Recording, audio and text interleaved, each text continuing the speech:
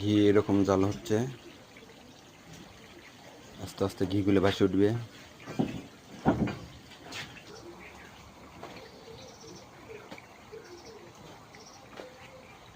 ঘি আস্তে আস্তে ছাড়ছে, যত জাল দিবে তত ঘি হবে। আস্তে আস্তে ঘির কালার পরিবর্তন হচ্ছে।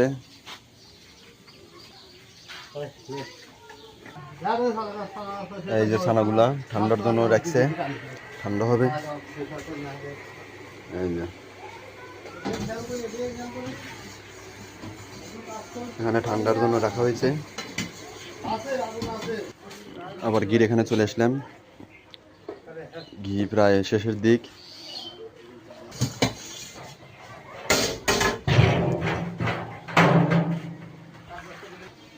আস্তে আস্তে ঘির কালার চলে আসতেছে।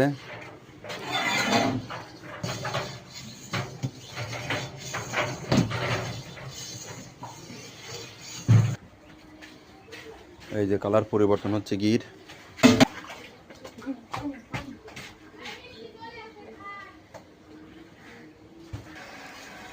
ঘির স্বাভাবিক কালার চলে আসতেছে।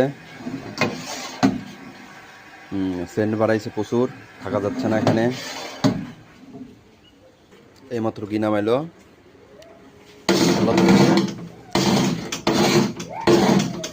এখন ঠান্ডা হলে হলুদ হলুদ যে পাতলা ঐতিহ্য এরকম কালার চলে। এই যে পাতিল ভর্তি ভর্তি ঘি।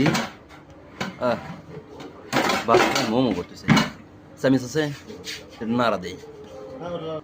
এটা ঠান্ডা হইলে এই যে এরকম ঘি হবে, ঠান্ডা হইলেই একদিন পরে দানাদার ঘি।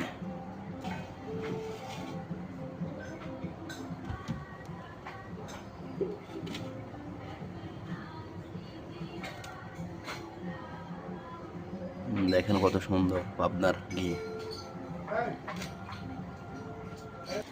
ঘির শেষ মুহূর্তের প্রসেস এরকম করে রেখে দিবে ঠান্ডা হওয়ার জন্য।